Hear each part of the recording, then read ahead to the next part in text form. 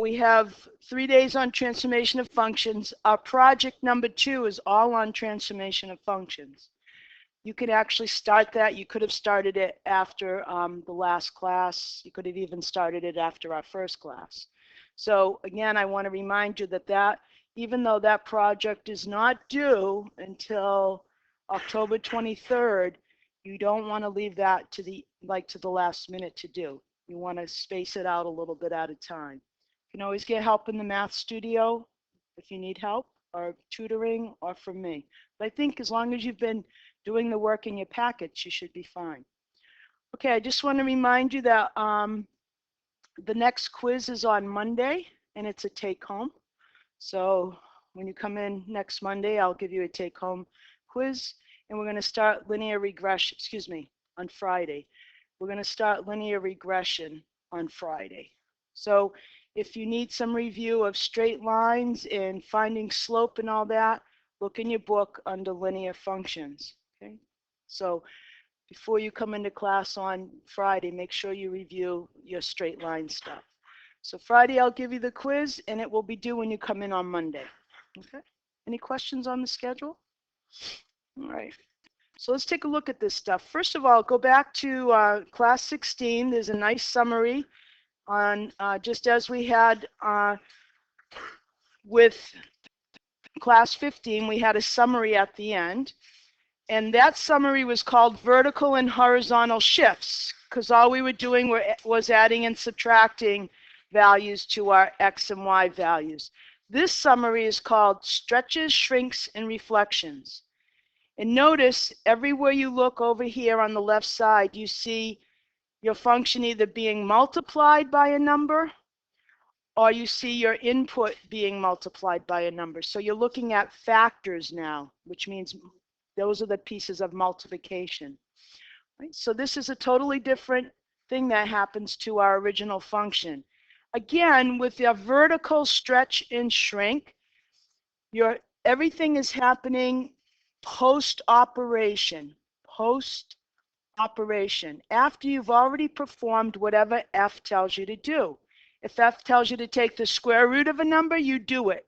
Then you do C. And if C is a number bigger than 1, then your Y values will stretch. And that's what this says right here. If C is greater than 1, then your F of X vertically stretches by, and how you talk about the transformations up to you. You have a choice. You can say what you literally do to each coordinate like this, multiply each of the Y coordinates by a factor of C. And this word here is really important. Or you can say it vertically stretches by a factor of C. Whatever works for you. Okay? If this number outside of your function is a number that's a fraction, then you say, okay, the height of my graph is shrinking.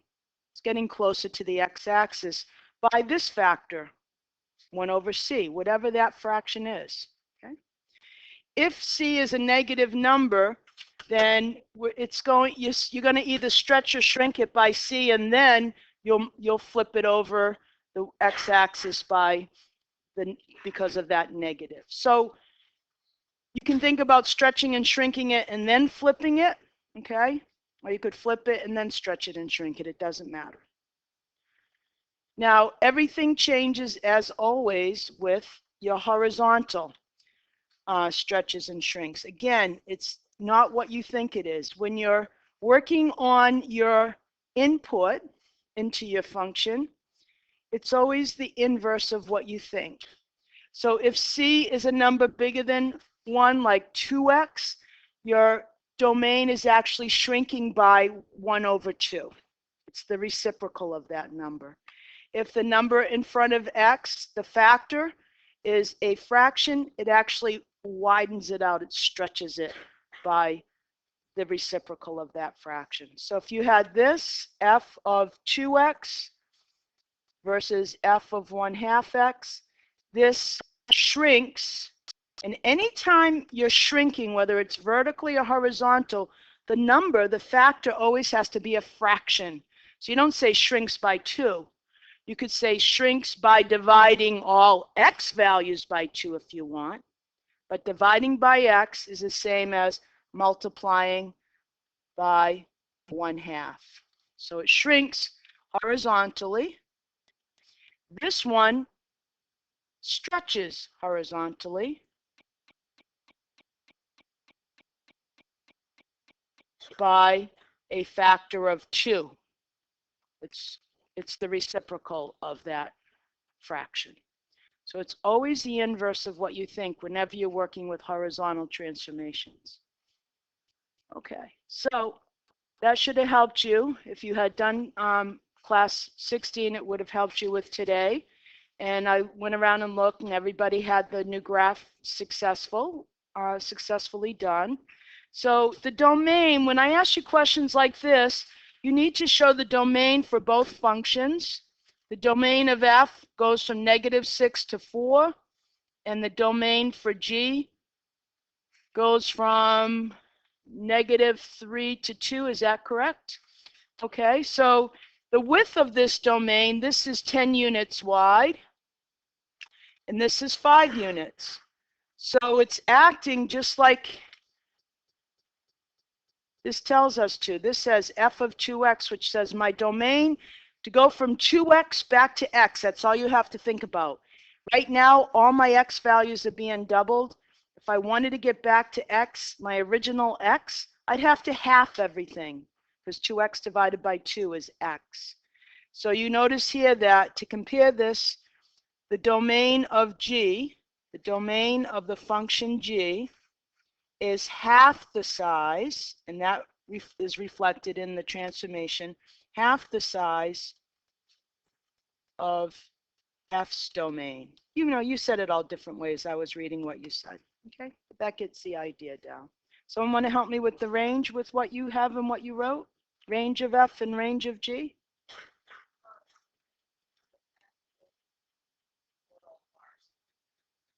1, 7, yeah. 3, 21. Then what did you write, Lexi?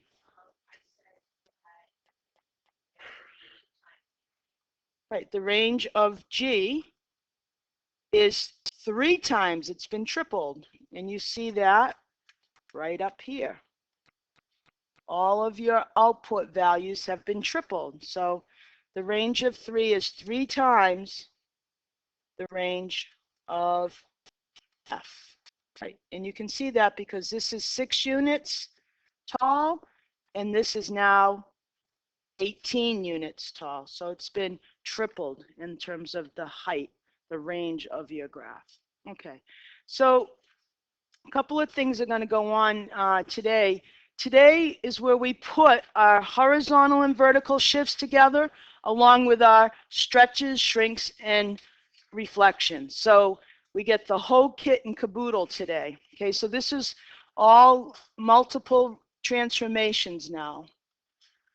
So we're going to do all of them. So the first thing I want to call to your attention is number 3, right here.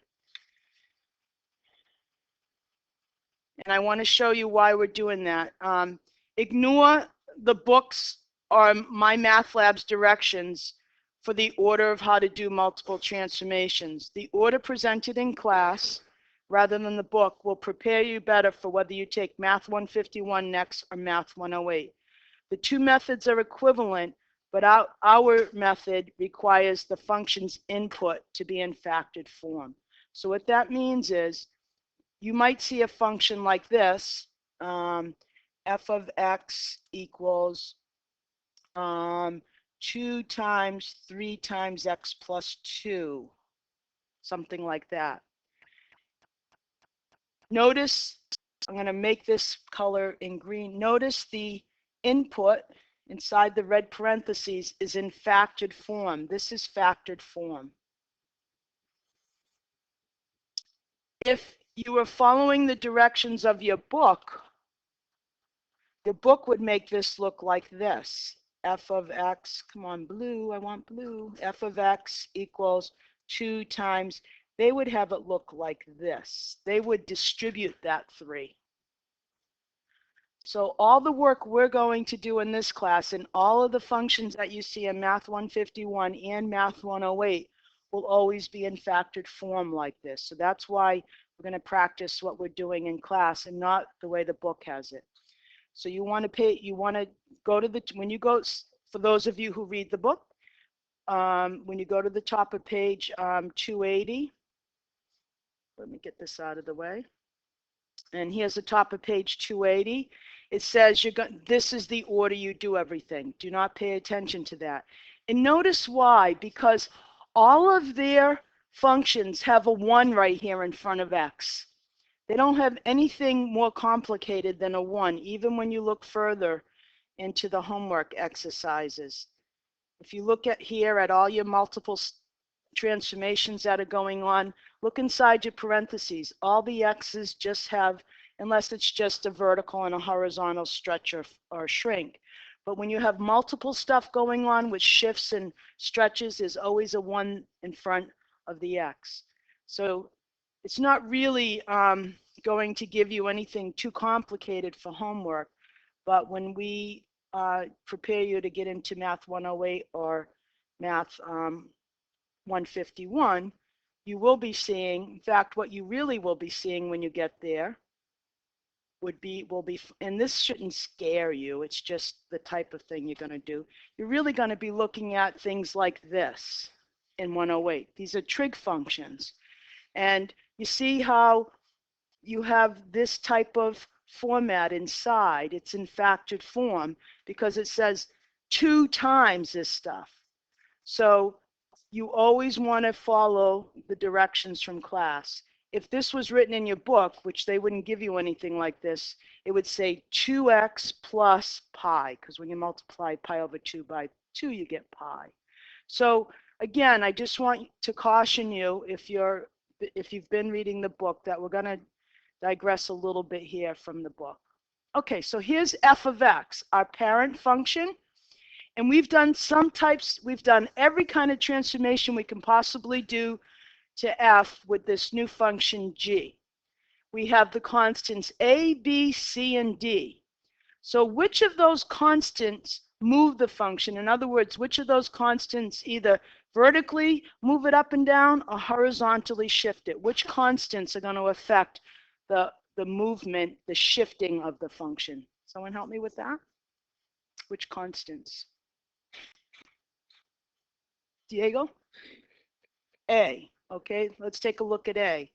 A is going to multiply every y value by a number.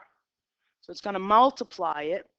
So what's that going to do to my y values? Is it going to move it or change its shape?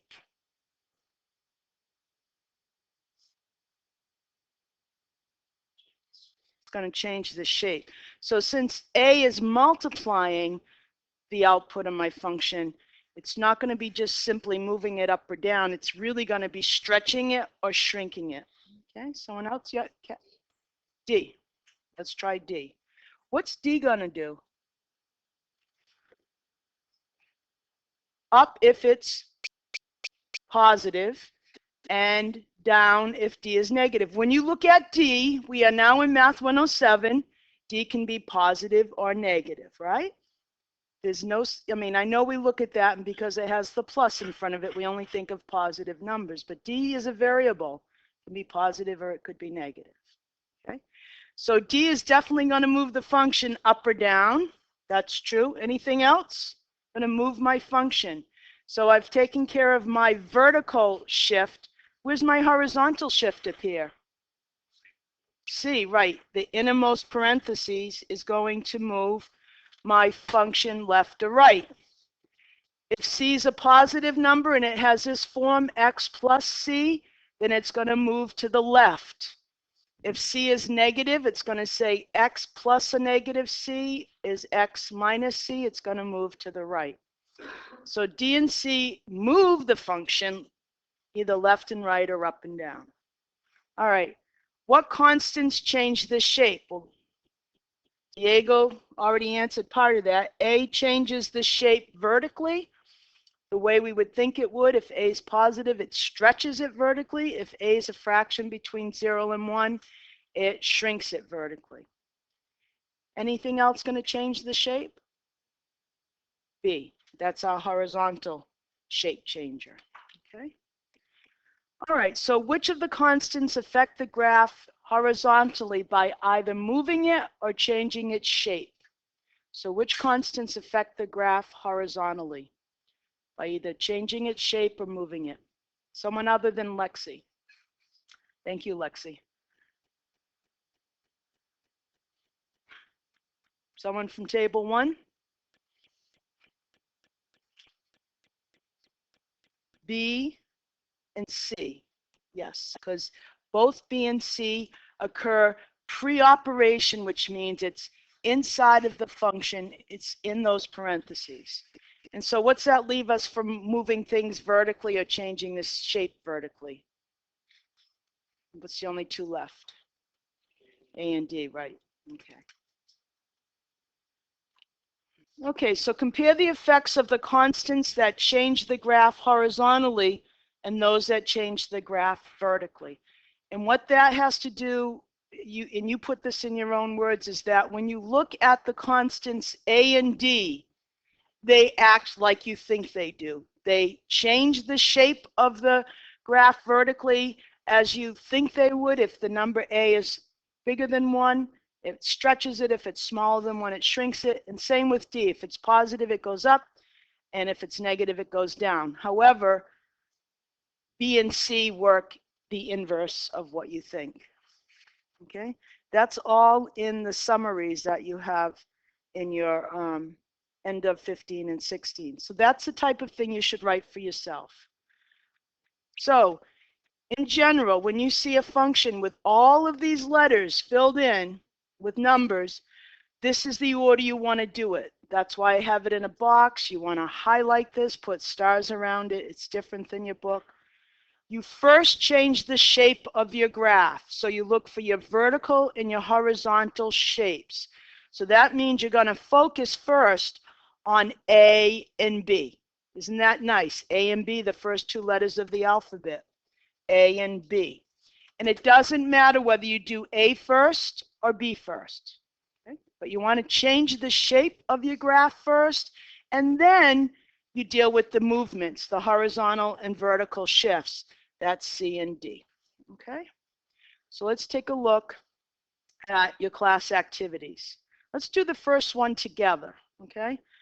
So here's g of x, and it looks scary. We don't know what the function f is. Doesn't matter. It could be x squared, and we're going to do all this stuff to x squared. But let's see if we can identify in words what's going on, and then we'll fill this in. Can anybody tell me from table 5 one thing that's going on here in words? One type of transformation.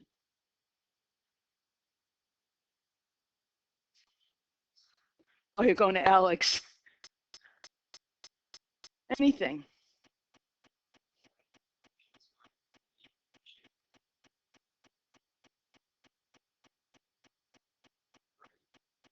Right by 3. So he's looking right here. All right. And what letter would that have been? It would have been C. So it says x take away 3. It's the inverse of what you think. It's before you even get to perform the function f. So it goes to the right 3 units. Okay. So all x values have moved right 3 units. So since they've moved right 3 units, they're not moving left. So that's an NA. All right. Someone else.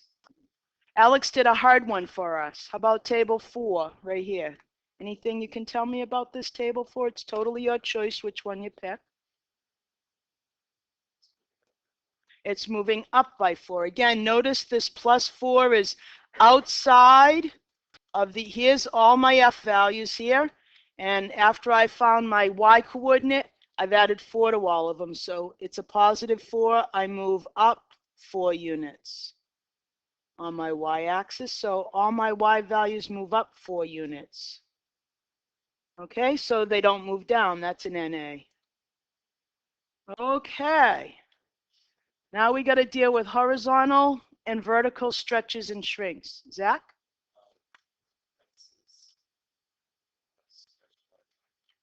There we go. That's one of the hardest ones that you have to do. This value of 1/4 is happening pre-operation, before you even get to perform whatever F tells you to do. It's horizontal because it's pre-operation, it's inside the parentheses, and it's going to do exactly the inverse of what you think. So it's, instead of making things smaller by 1/4, it's going to make them larger by 4 times. It's going to multiply. It's going to stretch horizontally. So all the x values have been stretched by a factor. Notice that's multiplication, factor of 4. So it's not shrinking, that's an NA. We got one left to do. What's this 2 outside of my function f going to do to all my y values? Stretch or shrink? Stretch them by 2. Yep, factor of 2. So that's the type of analysis you have to do when you see these functions now, is you decide what's happening to them horizontally and vertically in terms of shape changing. Are they stretching or shrinking? And then you do your movement up and down and right and left. So that's the type of thing you're going to now do with this famous thing right here. You should probably have these coordinates memorized by now. We've been using this graph for quite a while. And these are all the transformations you're going to perform. So there's a lot of different activities today that should keep you nice and busy. And please let me know if you have any questions.